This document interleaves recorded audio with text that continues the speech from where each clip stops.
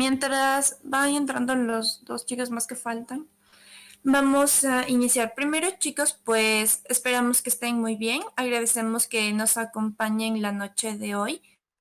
Como saben, hemos venido trabajando algunos talleres y prácticas y es sobre todo para que ustedes puedan ir mejorando en habilidades de análisis, de persuasión, etcétera. Es así que el día de hoy vamos a tener un taller precisamente sobre persuasión y análisis para identificar tipos de, bueno, de modelos que se utilizan dentro del debate que son contemplados muy importantes en el momento de adjudicar o de convencer a los jueces. Y a la par vamos a hablarles un poco de equidad y la conducta que se espera de todo debatiente, ¿no? Dentro de este ámbito. Entonces, la noche de hoy nos va a dar Andrés Enríquez el taller que se les mencionó. Esperamos que sea de su comprensión. Todas las preguntas que tengan las pueden hacer al finalizar el taller, las pueden escribir igual por el chat. Andrés va a estar súper pendiente de eso. Así que les vayan a la parte de en directo donde dice juez Andrés para que puedan seguir el taller. Y sin más, vamos a iniciar desde... Bien, bueno, con todos los que estamos aquí, bienvenidos a esta nueva sesión con los mismos de siempre. El día de hoy me tocó a mí dar el taller y va a tratar sobre persuasión y análisis y al final voy a hablar un poco sobre equidad, o bueno, voy a dar una breve conceptualización y Alison va a agregar algo más a eso. Pero ya, em, si tienen alguna pregunta, porfa, le escriben y para que no se olviden, para no interrumpir la sesión, ¿ok? Listo, bueno, vamos a empezar. No sé si ya están todos, me imagino que sí están ya todos conectados en la transmisión de aquí de Discord. Pero bueno, listo. A ver, primero vamos a topar el tema de persuasión y análisis. Y vamos a iniciar primero con esto, que es el votante promedio informado, que es algo bastante topado en esta parte de, bueno, en este formato de debate. Y bueno, el votante promedio informado es una persona que tiene conocimiento referencial sobre cualquier tema que trate en las mociones y pueda defender su posición según un conjunto de criterios de evaluación compartida. Estos criterios de evaluación compartida es algo igual como que bastante topado dentro ya sea como que de debates, o sea, como de dentro de debatientes o dentro de jueces. Y estos son la explicación sobre el funcionamiento y lógica de los argumentos, la plausibilidad que suceda a lo que se argumenta y los impactos de la argumentación. Es decir, que bajo ciertas conceptualizaciones tú puedes explicar claramente algo. ¿Qué tan posible es que esto se llegue a dar y qué impacto sobre el status quo o la situación actual o que la gente del que trate del tema tenga? O sea, el impacto sobre la situación o sobre si es una moción de actor sobre el actor o si es una moción sobre alguna otra cosa, sobre el entorno como tal o sobre una situación social, lo que sea. Eh, Antes de continuar, hay que entender que no es necesario el nexo del debate con la realidad. Se puede construir un escenario alterno en el cual funcionen mecanismos diferentes a los habituales, perdón, y si todas las bancadas aceptan estos términos, se puede inventar entre comillas cosas para justificar la carga de la prueba y cumplir lo que se necesita para que los criterios de evaluación compartida se desarrollen de una manera correcta dentro de su discurso. Tenemos este ejemplo de esta casa como vengador no firmaría los acuerdos de Sokovia. Esta es una moción que creo que se lanzó en algún concurso de... Creo que era el Rosarista, no sé si alguien me mandó esta moción, pero bueno. Eh, Nosotros como votantes promedio informados podemos, como les comenté, hacer una realidad alterna en un mundo bastante similar al que estamos viviendo con la economía, con la política y con todo esto, e incluir a esta parte de los Vengadores y al acuerdo de Sokovia como algo real y debatir sobre ese tema. Y esto no necesariamente implica que alguien te diga, pues no, en la vida real no existe un Vengador o no existe un acuerdo de Sokovia, entonces no te compro el caso. Entonces, ese tipo de cosas de que no necesariamente debe hacer un nexo completamente eh, bien fundamentado con la realidad, más bien como que se crea una ya me hicieron, a ver, se crea como que una realidad alterna, como les decía. Y este tipo de emociones, si, o sea, una persona no está como que capacitada para saber, o sea, o mejor dicho, una persona no necesariamente va a saber lo que es un acuerdo de Sokovia, lo que es un vengador. Entonces, de hecho, esta moción tiene un info slide sobre una explicación básicamente de esto.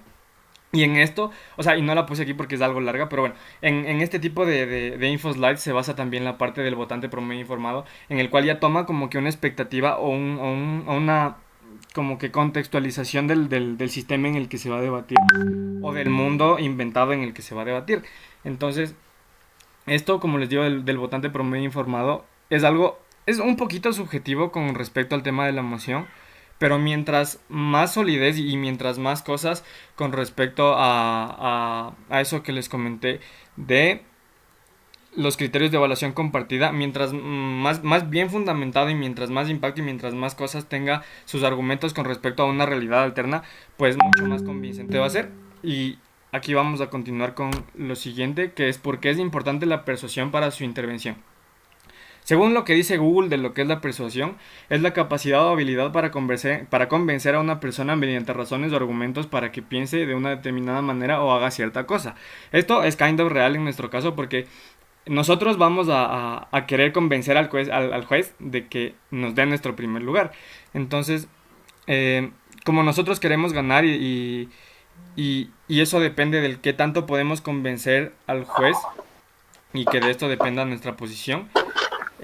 Nosotros tenemos esta potestad de persuadirlo según los conocimientos generales y según los infoslides o según la cosa general de la moción que se tenga.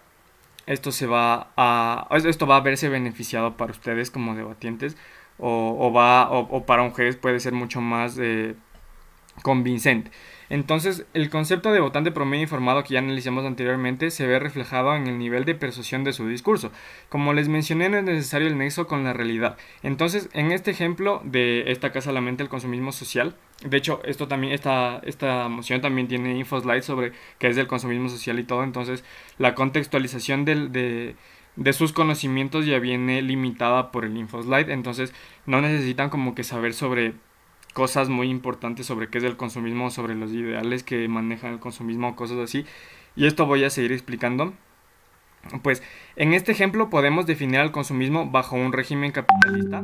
Si alguien que es como yo, que no sabe nada de modelos sociales y ese tipo de cosas, y si le toca una moción así o más compleja, se puede definir las cosas bajo una perspectiva de cultura general, como decir que el capitalismo es un modelo en el que principalmente se fomenta la compra-venta de productos para el desarrollo económico de una persona o un grupo de personas, y bajo este convencerse primero a uno mismo de que las cosas van a darse de cierta manera en su lado de la cámara. Puedo decir que no lamento el consumismo porque bajo este concepto del desarrollo económico se da de una forma excelente por tal cosa como se puede observar en el mercado estadounidense y bla bla bla. Mientras mantenga las ideas de explicación, plausibilidad e impacto claras y desarrollen este tema en base a las medidas, van a ser más persuasivos porque su discurso va a ser más convincente y va a tener pocos saltos lógicos aunque no conozcan nada de este tema. Entonces, siguiendo con esto, vamos ahora con el análisis y por qué es importante el análisis para su intervención.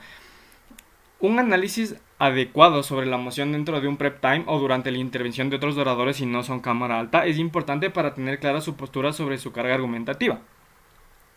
El análisis para mí se puede llevar de dos formas y es analizar primero su caso y analizar el caso del resto. El suyo para que puedan estar bien construidos y el de sus bancadas para refutar y o hacer poise o puntos de información. Para analizar su propio caso, durante el prep time es indispensable que se realice un análisis del contexto en el que se va a trabajar con la moción. El análisis a fondo de un tema, aunque sea muy empírico, va a ser muy funcional para armar un caso muy convincente y persuasivo como se habló anteriormente. Una forma de realizar este análisis para plantear argumentos es el método de los porqués, y esto es preguntarse el porqué de cada cosa de su argumento. Con este ejemplo de esta casa daría el control sobre la ley de temas de inmigración y vivienda sobre a los grandes municipios. Según este ejemplo, consideramos que en el supuesto caso de que nos toque cámara alta, Nuestro argumento se puede basar en que es más probable que los municipios grandes sean más liberales y tolerantes que otras partes del país. ¿Por qué? Debido a factores económicos o culturales. ¿Y por qué esto da beneficios a mi posición? Porque es más probable que promuevan reformas y valores más liberales, y así se pregunta el por qué y por qué y por qué y por qué, para que se pueda tener un argumento bastante dable, o un argumento con pocos fallos en el cual no te puedan refutar.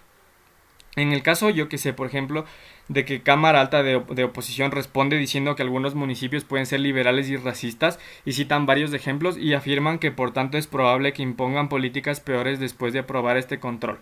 Si analizamos este caso de una bancada contraria, podemos observar que su refutación en contra de nuestra, o mejor dicho, o contraargumentación, no atiende a la lógica del argumento, sino que trata de negarlo con casos de la realidad, pero no dice por qué esto sucedería en su caso, o por qué su caso sucedería en nuestro caso de tolerancia.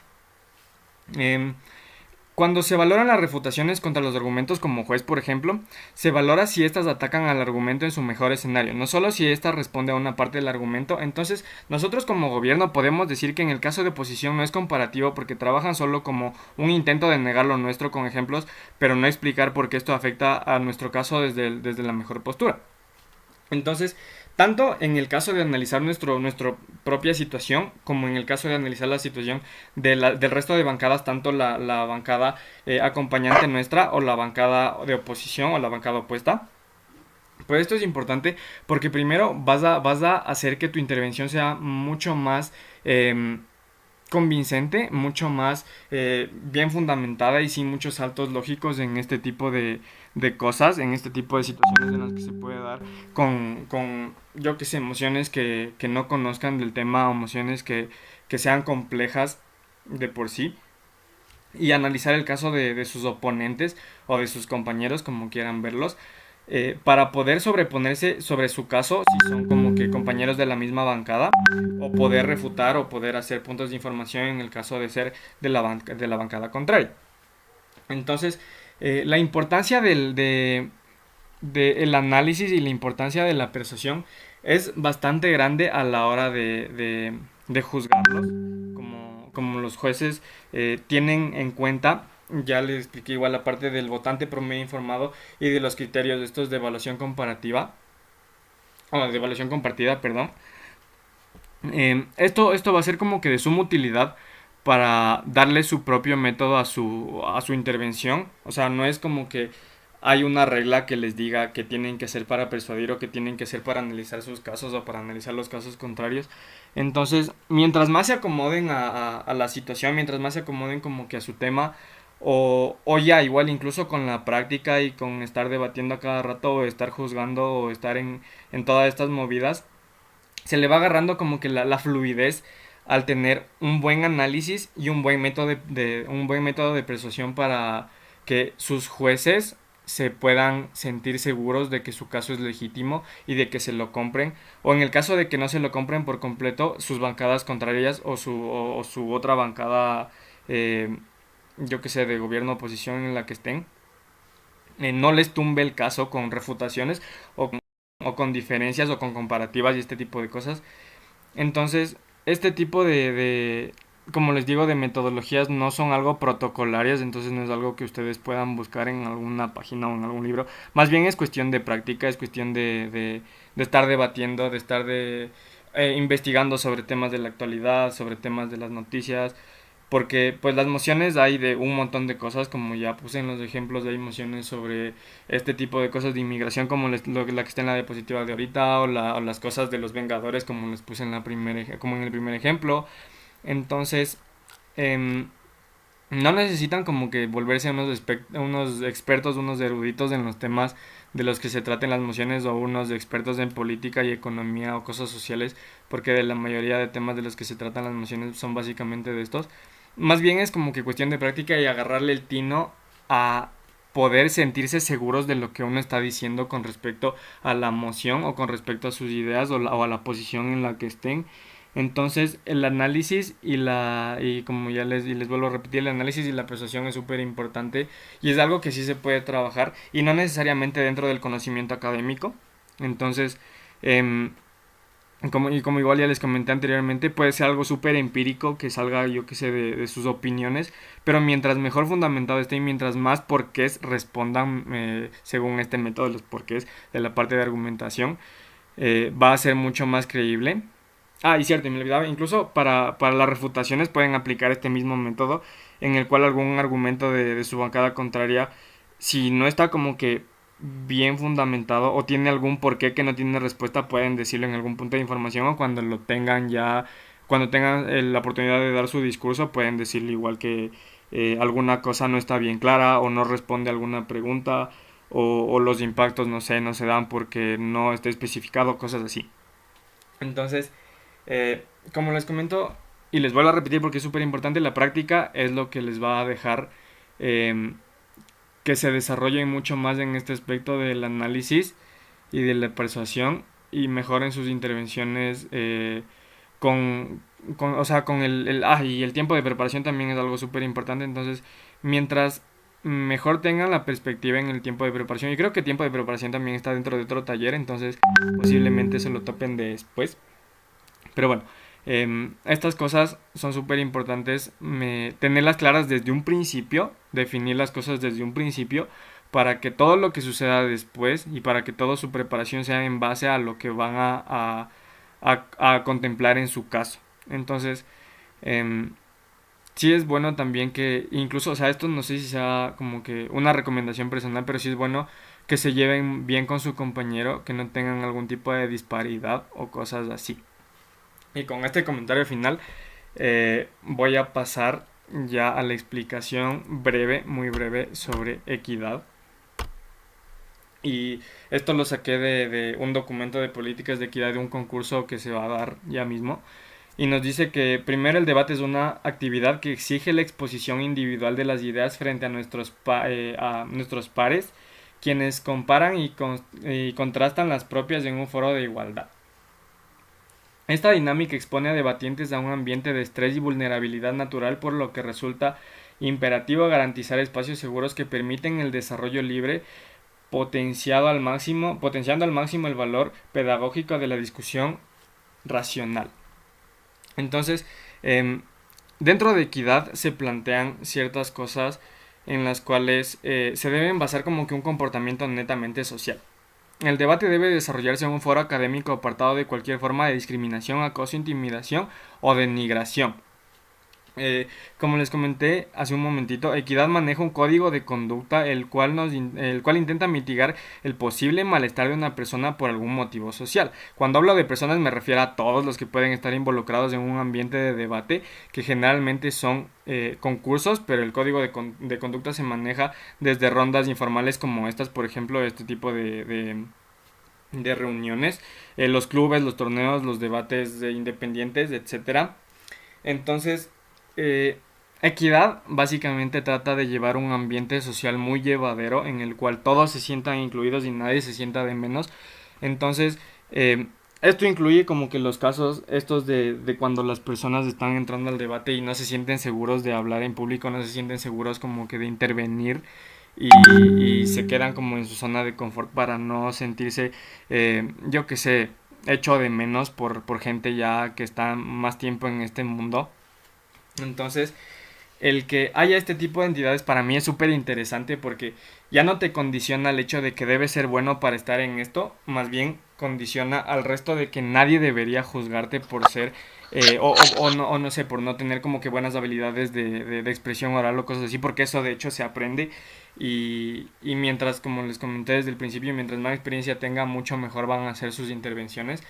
Entonces, eh, este tipo de cosas, para mí, como les comenté, es súper interesante porque ya no te da como que mucha inseguridad dentro de estos espacios y ya no se hace algo sumamente estresante o algo sumamente competitivo en el cual tú digas, puta, debo ganar porque debo ganar, entonces me debo preparar solito y que sin que nadie me vea para que nadie me critique dentro de mi preparación. Esto para mí es bastante falso y de hecho, como descubrí todo esto, a mí se me hizo un poquito más fácil de lo normal el expresarme aunque no tenga ninguna habilidad en mi primer concurso y de hecho una experiencia súper personal. Al primer concurso al que fui literal con un debate de práctica y no sabía un carajo. Pero pues no me fue mal, o sea, no me fue mal. y de hecho, sí que todas las personas que eran muy superiores a mí en habilidades de debate eran súper incluyentes y como que súper amigables con estos temas y te preguntaban que qué tal te fue o te recomendaban cosas o incluso en los debates a los que tú asistías te preguntaban que qué tal les viste y todo para que des tu opinión. Entonces es algo que te incluye y que te hace sentir súper conforme con cómo la parte social se va llevando dentro de estos ambientes. Creo que estoy con un buen tiempo. No me pasé tanto del discurso. No sé si Alison quiere agregar. Y de hecho sí quisiera que agregues algo sobre la parte de equidad o sobre la parte anterior también. Perfecto. Muchas gracias, Andrés. A ver, a la parte de equidad, ¿no? Primero, el entender que como somos debatientes y estamos expuestos a debatir temas que tienen un choque de ideas sumamente claro y fuerte, pues sí estamos expuestos a, de alguna manera, tratar de defender esa posición, ¿no? Ahora, primero creo que todos los que estamos aquí tenemos sesgos respecto a determinada información que hemos aprendido a lo largo de nuestras vidas, ¿no? Y de alguna manera pueden determinar cómo percibimos la realidad y todo, ¿no? Entonces, cada uno lo tiene y cada uno lo piensa a su manera y todos son muy respetables. Y justamente por eso queremos que dentro del mundo de los debatientes, un debatiente es una persona, como lo decía Andrés, un votante promedio informado, es decir, es como un ciudadano que sabe de lo que está pasando en el mundo, no con un conocimiento específico, pero sí con uno global. Entonces puede entender las diferentes realidades que existen en la sociedad, ¿no? El entender que hay muchísima desigualdad, que no sé, hay diferentes personas como élites con muchos privilegios y otros muy pobres, el entender que hay grupos minoritarios invisibilizados históricamente, que hay luchas feministas, el entender que hay culturas diferentes tanto en Oriente como en Occidente, como este tipo de cosas son súper buenas porque se entiende que estás abierto a entender cómo funcionan las culturas y no te cierras en tu pensamiento. Pero también creemos que cuando se debate, a veces en este calor de la dinámica, eh, tal vez se pueden ir algún tipo de expresiones ofensivas y justamente por eso es que nosotros queremos decirles que sí se espera en todos los debates que jamás se vaya en contra de la persona que está dando alguna idea. Nunca nos vamos en contra de una persona, sino de las ideas y las refutamos precisamente con argumentos, ¿no? No se vale decir, ay, es que esta persona es ignorante y no sabe de lo que habla, porque esa es una ofensa directa a la persona, a la dignidad de la persona que está hablando. Es más bien como, creo que el orador anterior no entiende la dinámica de cómo funciona la cultura china, ¿no? Y lo vas metiendo. Y es justamente el entender que hay formas de comunicar las ideas que nosotros tenemos.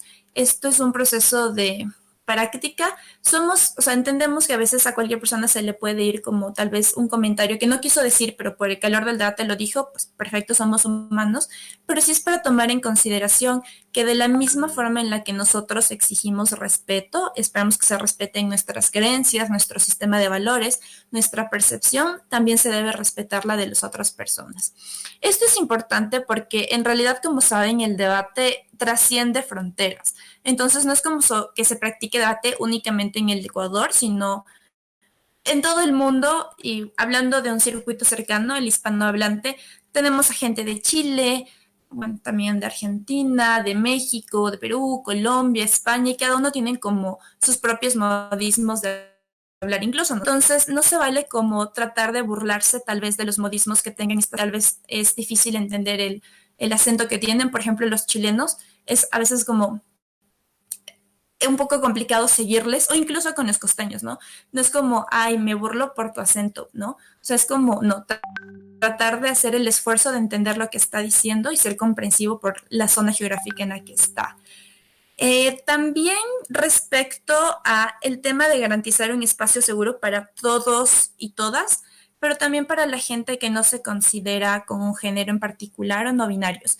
Esto es un poco chocante porque tal vez nosotros lo entendemos como solo hombre y mujer y está bien, pero en realidad hay gente que no se considera como ninguno de los dos y en los torneos sí van a encontrarse con gente así, e incluso que traten de fomentar o bueno, no fomentar, pero que utilicen el lenguaje inclusivo, ¿no?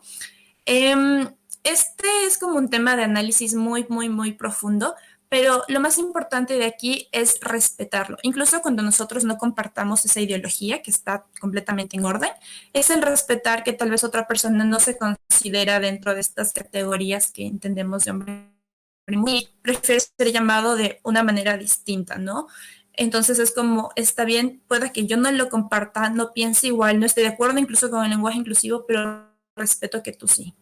Y en ese sentido, pues, vale, vamos a mantener una relación como de respeto entre los dos. Y es lo más importante de justamente el código de ética y de conducta que se manejan en los torneos, el que se puedan sentir seguros, tanto las personas que comparten ideologías como las que no, y el entender que el rol de un debatiente en realidad ser bastante respetuoso con todas las personas y no discriminarlos bajo ningún concepto, sea religión, sea raza, procedencia geográfica, universidad a la que pertenece, eh, algún tipo de discapacidad, o sea, todo eso que se consideren atributos protegidos de una persona porque son inherentes a la misma, se los respeta tanto dentro de las salas como fuera de ellas, ¿no? Es decir, también en los eventos sociales. Eso para complementar lo de ética. Y respecto a lo de análisis y persuasión, justamente para que quede como un breve resumen, entender que eres mucho más persuasivo ante un juez, que también es un votante promedio informado, cuando tienes una mayor capacidad de análisis. Y esto se da cuando explicas por qué tu argumento es primero cierto, es verdad, hay una explicación de la lógica detrás, ¿no? Que te vaya demostrando cómo eso funciona en la realidad. Luego te puede explicar que cómo esto puede ser probable o plausible de que suceda. No solamente si es que esto es importante, sino que esto es probable que suceda en la realidad, como, no sé, es probable que se pueda descubrir la vacuna o que pueda haber una competencia entre los países para conseguir respiradores o mascarillas, etcétera, porque muchos lo necesitan. Como es probable que pueda existir una pelea respecto a los países para conseguir estos insumos, explicar bajo qué mecanismos y explicar por qué lo que dicen es importante en los impactos, es decir, a quién afecta lo que estoy diciendo, a qué grupo de la población en particular, si es uno vulnerable, uno desatendido, una gran cantidad de personas, etcétera. Cuando explicas estas cosas, para un juez eres mucho más persuasivo porque tienes más mecanismos de oportunidad de que el juez se compre el caso que le estás presentando. Pero, si bien es cierto, queremos que sean bastante críticos y analíticos, así como es importante lo que dicen, es importante el cómo lo dicen y cómo lo presentan ante el juez o el panel de jueces. Así que aquí cada debatiente tiene su propio estilo, ¿no? Como hay unos que, eh, por ejemplo, en San Francisco tienen la idea de hablar muy, muy rápido para tratar de meter la mayor cantidad de argumentos. Hay otros que son como pasivo-agresivos, hay otros que manejan, o sea, que son como muy educados, muy pausados, etcétera. Y bueno, cada debatiente tiene su estilo y dependerá de cómo se acomode y se sienta sienta que le funcione mejor para él. Pero sí es cierto que el tener una buena entonación, el tener una buena respiración, una pausada, que se puede entender bien las ideas tanto que tengas un orden y una estructura en lo que vayas diciendo, como, bueno, mi primer argumento se llama de tal forma, no sé, mamá, quiero vender Jambal, y no es broma, en serio, una vez lo sacamos en un caso, mi segundo va a ser político, mi tercero va a ser económico, y les vamos a presentar estos mecanismos de acción. El mantener una estructura, el presentarlo de una forma pausada es importante porque puede ser que influya en el momento en el que no solamente es coherente lo que dices, sino que también la forma en la que lo expresas complemente para que sea mucho más persuasivo ante un panel de jueces. Y es así cuando unes no solamente el fondo, el contenido, sino también la forma, el cómo lo dices, para darle mayor énfasis al caso que estás trayendo. Esto se lo hace, sí, con mucha práctica, pero también el entender que es importante controlar nuestra respiración, por ejemplo, para eh, tratar de evitar los nervios que eventualmente se tienen y que puedas expresar libremente las ideas que tienes. Entonces, en conclusión, justo este pequeño taller era para explicar cómo puede ser mucho más persuasivo a través de la forma y del fondo, es decir, del análisis y de la forma en la que se lo puede explicar, pero segundo, también entender qué se espera de ustedes como debatientes del mundo, que sean bastante respetuosos con las percepciones que puedan tener otras personas, al igual que entender que esas personas también deben ser respetuosos hacia ustedes. No tengo nada más que añadir. Si tienen preguntas, pueden hacerlas y ahora.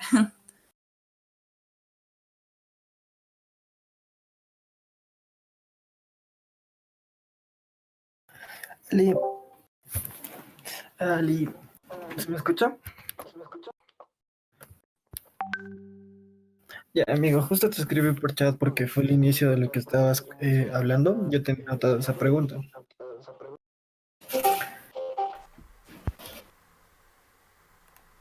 Ya, a ver, dice, es el hecho de poder tener el control sobre el tema para no perder, podría decirse la desconfianza de los jueces.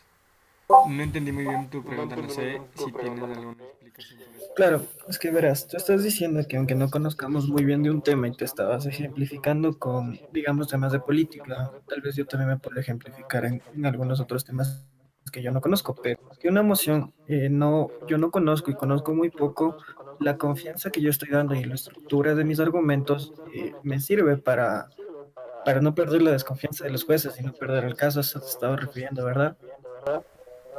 Sí, sí, exacto, o sea, verás, eh, o sea, sí, la confianza es súper útil para como que presentar tu caso y mientras, como te explicaba desde un principio, mientras más cosas lógicas tengas dentro de tu perspectiva empírica, dentro de tu perspectiva, aunque no conozcas un carajo del tema, es súper importante, pero algo que por lo menos a mí me ha servido es pensar siempre afuera de la caja, o sea, no porque trate un tema de política tienes que meterte a investigar sobre política durante todo un mes para que en un concurso te vaya bien, o sea, no necesariamente, pero hay como que los temas, mejor dicho, los temas en general pueden abarcar muchas cosas aunque la moción se enfoque solo en uno. O sea, te doy un ejemplo que en el primer concurso en el que estuve trataron una moción sobre escritores y trataron algo sobre Kafka y no conozco quién es ese man.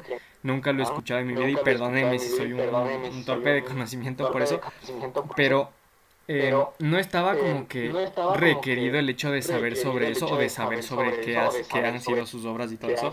Entonces, o sea, en ese debate me fue mal porque no supe qué hacer, pero me di cuenta que habían cosas súper especiales en las que te puedes enfocar como por ejemplo alguien se enfocó en lo emocional sobre lo que se trataba la moción porque era algo sobre que se muere tu hermano y tú decides publicar sus obras o algo así, ya no recuerdo muy bien, pero se enfocaron como que en la parte emocional, como que en la parte familiar y en cosas así que no tenía mucho que ver sobre que quién es Kafka o cosas así. Obviamente como que el background y el status quo que planteaban y que de hecho yo planteé fue que se trataba de una época en la que la iglesia dominaba todo y que si tú eras una persona que pensaba que te puedes transformar en un insecto, pues eras un hereje y te iban a quemar o algo así, o la mayoría de las personas no iban a estar de acuerdo contigo en eso y te iban a criticar. Entonces, como que ese conocimiento vago de las cosas te pueden llevar a tener casos bastante exclusivos y aunque no conozcas el resto, pues como te digo, el conocimiento empírico de la situación, yo que sé, como te puse este ejemplo de la situación en ese tiempo que era dominado por la iglesia, eh, me hizo entrar por lo menos a mí en un contexto en el cual la sociedad no le aceptaba y toda la onda. Entonces, para no como que complicarme con eso. El punto es, como te digo, pensar un poco afuera de la caja, pero tener como que